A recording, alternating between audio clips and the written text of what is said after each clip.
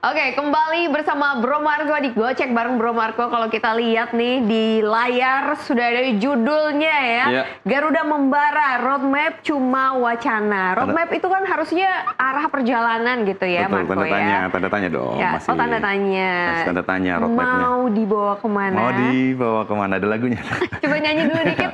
Nggak bisa. Coba, satu, dua, tiga. Nggak bisa, Mai. Kita cukup bicarain roadmap aja. Kalau nyanyi saya mending nari sebenarnya. Nah, menarik. jadi Ada apa? Apa yang membuatnya menarik ini? Jadi sebenarnya roadmap ini bukan hal yang enak untuk dibicarain sebenarnya, karena roadmap ini terkait dengan step by step, langkah demi langkah, atau sebuah hasil diskusi yang cukup panjang sebenarnya. Cuman kemarin ada yang menarik dari roadmapnya PSSI dengan tagline sekarang adalah Garuda Membara.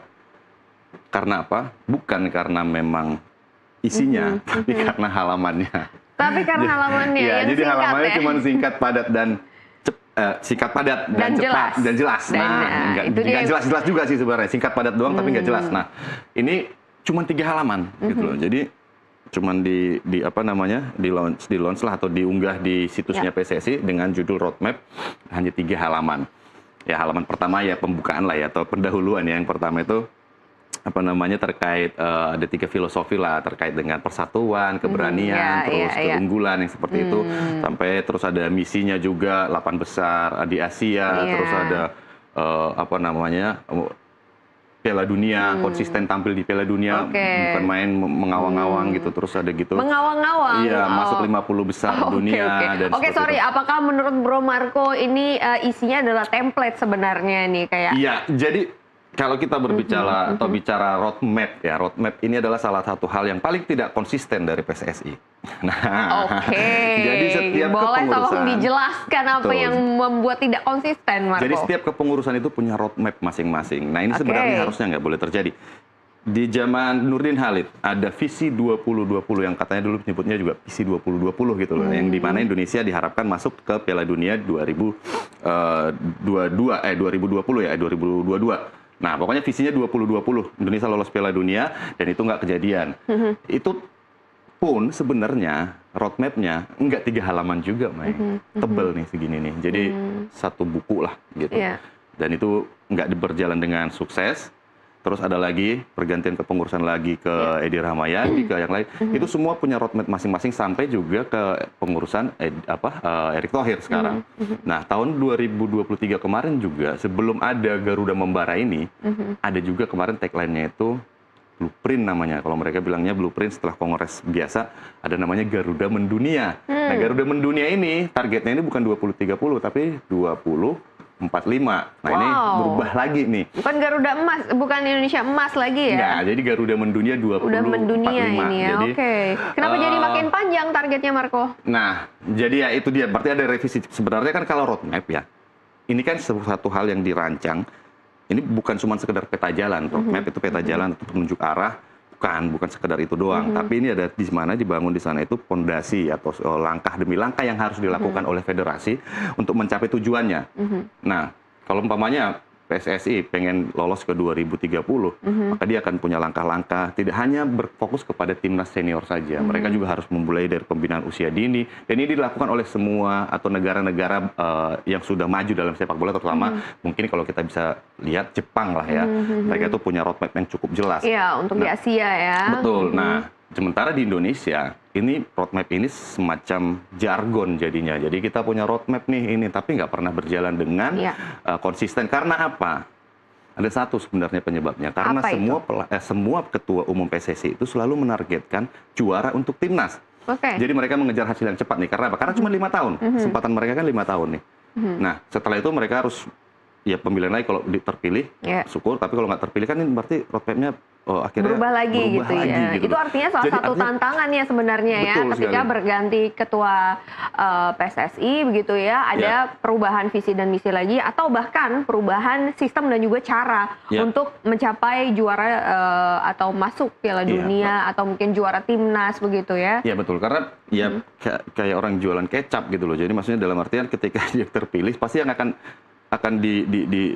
disampaikan ke masyarakat adalah yang dijanjikan itulah prestasi gitu loh. Prestasi ini akan lolos ke sini, ini akan ini ke sini, ini akan nggak ada yang berani mencoba untuk berjalan di jalur pembinaan gitu. Karena memang nggak seksi pembinaan ini, siapa sih yang mau ngelihat orang membina sepak bola terus hasilnya nanti dapat diraih sama kepengurusan sebelumnya. Sebelumnya untuk pembinaan tidak ada highlight yang menjadi yang menjadi garis besar begitu dari tujuan PSSI. Sampai saat ini sebenarnya nggak ada satu panduan terkait dengan pembinaan sepak bola di Indonesia ini yang memang berjalan berkesinambungan ya. Nah tapi kita akan lihat nanti di slide 2 seperti apa nanti itu benar bahwa tidak berkesinambungan itu ada di slide 2. Tapi kalau kita lihat sekarang ada di sini adalah menuju 2030. Ini adalah slide kedua dari 3 slide roadmap PSSI yang kemarin diluncurkan, di mana kalau kita lihat di sini sebenarnya 2026 ini ada tugas yang cukup berat. Ini sebenarnya hanya target ya, ini kelihatan seperti target saja, target gitu. Tapi oke lah, mencapai peringkat 110. Di 2027 masuk 95. Di 2028, 85, 80, lalu bertahan di 80 atau di 80 ke atas gitu. Saat ini kita berada di mana? 122, Mai. 122. Dan yang anehnya adalah ketika ada target untuk menaikkan peringkat, kita melewatkan FIFA Matchday kemarin. Iya, dengan sekarang kita belum punya nama pelatih. Belum punya pelatih ya, Marco ya. Iya, itu dia makanya. Kenapa? Kalau memang mau menaikkan peringkat kan harusnya ikut FIFA Matchday biar ada pertandingan, peringkat naik. Terus pelatihnya dipecat. Terus nggak dipilih interimnya dong. Kalau dipilih pelatih interim kan kita masih bisa main di FIFA Matchday. Tapi alasannya adalah fokus untuk persiapan SEA Games. Tapi ini malah Coach Nova begitu ya yang jadinya naik begitu ya. Coach Nova naik ke U20. Di U22 ditangani oleh Indra Safri. Tapi lah ada satu target yang mau dikejar yakni mempertahankan SEA Games. Tapi maksudnya itu kan di awal aja udah kontraproduktif nih roadmap-nya. Antara keinginan untuk menaikkan peringkat dengan langkah yang diambil. 2026 ada beberapa yang harus diambil. FIFA Series ya ikut beberapa kejuaraan lain yang FIFA Series ini untuk menaikkan peringkat, di mana Indonesia itu nanti ikut laga persahabatan yang diatur oleh FIFA, bermain dengan negara-negara dari konfederasi lain dan segala macam, dan ada Hyundai Cup ini AFF kalau nggak salah, lalu ada Indonesian Cup. Nah ini artinya memperbanyak pertandingan timnas Indonesia di luar ajang resmi, di mana nanti baru ada seperti quarter final untuk AFC Cup Piala Asia tahun 2027, karena 2027 kita akan main di Piala Asia. Ini jadi ajang pemanasan sekaligus untuk meningkatkan peringkat. Lalu ada lagi kembali lagi masuk di kompetisi atau compete untuk di kualifikasi Piala Dunia. Lalu ya mengarahnya ke masuk di World Cup 2030. Tapi kan kalau kita lihat di sini kan kalau disampaikan seperti ini aja orang kan nggak ngerti gitu loh. Lu mau apa gitu? Cuman ini doang nih, mau masuk Piala Marco. Dunia. Biasanya di sebelum-sebelumnya nih ya, roadmap ini akan berupa bagaimana cara mencapai tujuan itu, begitu ya? Betul sekali. Jadi roadmap ini ini jauh lebih berat dari suara mbak Google Maps gitu. Maksudnya dalam artian ini bukan hal yang sesimpel ini gitu loh. Kenapa kemarin jadi pertanyaan? Kenapa jadi pembicaraan? Karena memang roadmap itu nggak seperti ini. Aku nggak tahu apakah mungkin PSSI salah ngasih folder di PSSI-nya, situs PSSI-nya membuat itu roadmap, atau memang ini yang dianggap roadmap gitu. Karena kalau kita lihat ya, Jepang punya Japan's Way-nya itu 55 halaman, dan bahkan mereka itu roadmap, bukan roadmap ya, maksudnya target pertengahannya mereka 2023 sampai 2026 itu ada 29 halaman. Di targetnya aja itu ya. Mid plan ini loh, mid plan. Mereka bicara mid plan. Jadi Japan's Way-nya mereka itu dielaborasi lagi dari beberapa bagian, termasuk 2023, 2026 itu 29 halaman. Nah ini cuman ada 3 halaman. Jadi kita lihat apa lagi nih? Bukan orientasinya itu yang ditunjukkan itu bukan targetnya, tapi bagaimana ke arah targetnya. Dan ini sebenarnya yang menjadi pondasi dari roadmap, bahwa cara-cara yang harus diambil untuk bisa mencapai tujuan atau mencapai target yang diharapkan. Jadi itu sebenarnya yang paling penting, bukan targetnya sebenarnya. Jadi caranya, karena kalau caranya ini tidak berjalan dengan sesuai dengan yang diinginkan, maka nanti targetnya mungkin akan berubah lagi seperti itu. Nah, ini kalau kita lihat ini adalah untuk usia muda ya. Kalau kita lihat di sini ada U23, U17, U20, U15, U14 dan U15. Ada yang menarik di sini, Mai, bahwa akhirnya PSSI mulai fokus nih untuk usia muda, di mana ada U14 di sini dan U15 yang dipersiapkan, di mana akan ada semacam pusat pusat pelatihan. Iya, mungkin sebagai kayak pusat tempat pengembangan betul, pengembangan atau talent di mana 4 region, 4 daerah, dan ini untuk 14 untuk dipersiapkan nanti masuk di timnas U15 dan U16. Ini hal yang baru sebenarnya, sebelumnya belum ada gitu loh. Apalagi yang untuk level U15. U16 mungkin kita pernah dengar ada timnas U16, tapi U15 aku sampai saat ini kurang pernah mendengar atau mungkin belum pernah mendengar, dan ini akhirnya mulai diperhatikan oleh PSSI. Karena memang tuntutan untuk pemain atau usia muda ini cukup besar dari FIFA, karena FIFA juga akhirnya membuat U17 ini tampil setiap tahun gitu loh. Piala Dunia U17 bukan lagi per 2 tahun, tapi per tahun mulai musim depan, mulai tahun depan. Artinya apa? Regenerasi pemain muda ini penting sekali, sehingga harus dipersiapkan dari jauh-jauh hari gitu.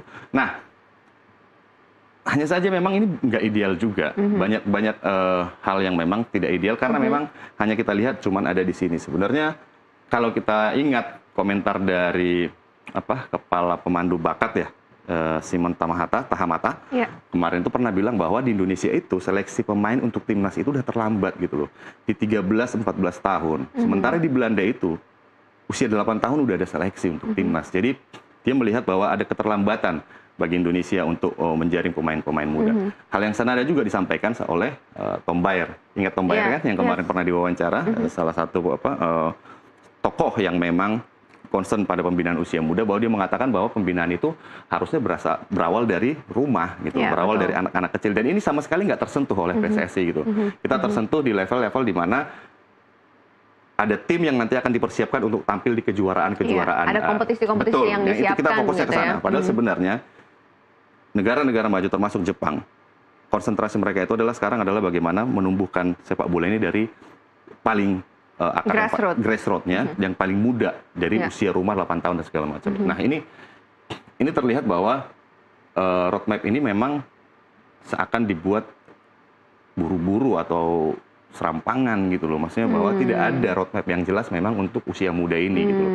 Selain hanya memang untuk mempersiapkan mereka tampil di kejuaraan-kejuaraan. Oke. Apa kendala yang terbesar kalau menurut Bro Marco sendiri yang membuat PSSI atau mungkin secara keseluruhan dari timnas Indonesia kita atau para pemain muda kita itu tidak bisa melakukan seleksi dari usia seperti 8 tahun seperti di Belanda? Karena memang kurikulumnya nggak ada, maksudnya kurikulumnya nggak mengarah ke seperti itu. Jadi PSSI itu hanya mewadahi atau memikirkan tim-tim yang akan tampil untuk kejuaraan-kejuaraan yang masih ada, maksudnya kejuaraan-kejuaraan yang usianya itu memang dipertandingkan gitu loh. Mereka nggak berpikiran dengan pemain-pemain yang memang masih dalam usia yang masih sangat muda. Karena ini dianggap bukan tanggung jawabnya PSSI gitu loh. Jadi memasyarakatkan sepak bola ini seakan-akan sebuah kegiatan yang ketinggalan zaman gitu. Padahal kalau kata Tom Bayer kemarin itu bahwa ketika dia melihat roadmap dari PSSI, dia mengatakan bahwa PSSI ya seakan membangun menara pasir gitu loh, membangun istana pasir di mana pondasinya rapuh gitu loh. Dan ini yang terjadi kalau kita lihat seperti ini, bahwa ini kan orientasinya adalah memang bukan menciptakan talenta-talenta yang memang terbaik untuk sepak bola, tapi talenta-talenta yang memang bisa dipakai untuk tampil di kejuaraan. Jadi ini ada dua hal yang berbeda sebenarnya. Jadi terkesan instan begitu ya, Marco ya. Bukan justru mengambil fondasi yang terkuat dari usia muda ini ya. Belum lagi kita berbicara mengenai gaya bermain timnas Indonesia yang sampai sekarang juga kita nggak punya roadmap-nya juga. Kita mau main seperti apa? Jepang sudah punya. Bukannya itu tergantung Spanyol dengan pelatihnya? Nah, sebenarnya nggak melulu tergantung pelatihnya sebenarnya. Kita juga harus punya sebuah sistem di mana Indonesia itu punya gaya bermain sendiri, sehingga itu nanti akan diadopsi juga oleh klub-klub dan segala macam. Jadi semua satu suara, satu irama istilahnya. Jadi ketika bermain dengan 4 back umpamanya itu kita pilih, maka semuanya akan terbiasa dengan bermain 4 back. Nah, ini kita yang belum punya blueprint-nya juga. Dulu kalau nggak salah ada Villanesia kalau nggak salah. Tapi apakah itu diterapkan sampai sekarang? Sepertinya enggak gitu.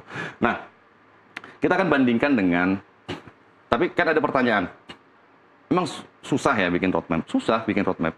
Karena apa? Karena harus semua stakeholder ada di sana. Nggak cuma PSSI sebenarnya, pemerintah juga harusnya ada di situ. Jadi yang ideal sebenarnya PSSI, pemerintah, pemangku kepentingan lain membuat sebuah blueprint yang memang benar-benar dijalankan ke depannya gitu loh. Jadi nggak cuman PSSI aja nih, jadi semuanya bisa menjalankan. Dan jangan sampai setiap era beda-beda blueprintnya, seperti itu. Nah, kalau kita lihat Jepang ini Ini adalah gambar, ini yang tadi saya bilang. Oh, ini yang contoh dari Contoh, Jepang nih ya? Jepang ya, Oke. tapi ini aja cuma satu slide doang. Mereka punya 29 slide, 29 slide untuk midterm doang, 2023 sampai 2026. Berbicara Jepang, nah Indonesia sebenarnya nggak perlu pusing gitu, karena bisa mencontoh Jepang gitu. Jepang itu sudah cukup rapi lah. Bisa kita adopsi nggak sih secara... Harusnya bisa. Ini kasarnya mungkin secara mentah-mentah apa yang kita lihat ada di atas kertas begitu bisa kita adopsi kah dengan sistem dari Indonesia? Harusnya bisa, tinggal dimodifikasi aja sesuai dengan kebutuhan timnas Indonesia, kebutuhan sepak bola Indonesia.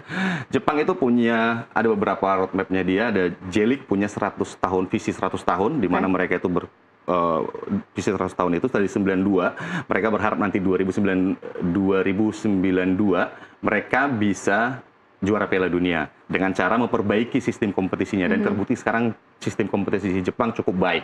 Nah, ada lagi Japan's Way. Japan's Way ini adalah di mana ini menjadi roadmap dari Federasi Jepang untuk mereka itu menargetkan juara Piala Dunia di tahun 2050.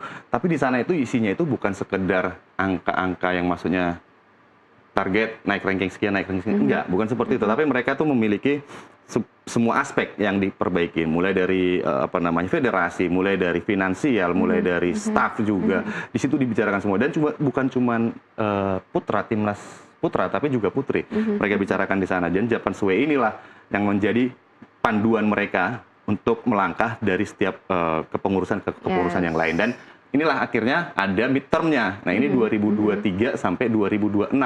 Di sini mereka menargetkan masuk ke Piala Dunia nih. Dan udah lolos kan ke Piala Dunia mereka. Nah, langganan malah ya. Iya, makanya dari 98 Jepang itu lolos, dan sampai sekarang nggak pernah nggak tampil di Piala Dunia gitu. Betul. Tapi mereka punya target 2050 mereka harus bisa juara, dan itu ya tadi, makanya ini midterm-nya aja 29 slide dengan banyak penjelasan. Jadi saya pikir roadmap PSSI kemarin antara salah file atau mungkin memang ya seperti itulah roadmap PSSI. Ya, mudah-mudahan sih cuma salah tulis di file gitu roadmap. Salah, semoga salah, semoga bukan ChatGPT ya Marco ya. Alright, thank you so much Marco untuk gocekannya hari ini. Semoga apa yang kita harapkan tentunya ya bisa menjadi solusi yang baik begitu ya. Betul. Untuk PSSI dan juga Timnas Indonesia ke depannya. Oke, kita masih punya informasi menarik lainnya. Tetap bersama kami di NTV Sports. Thank you. Terima kasih.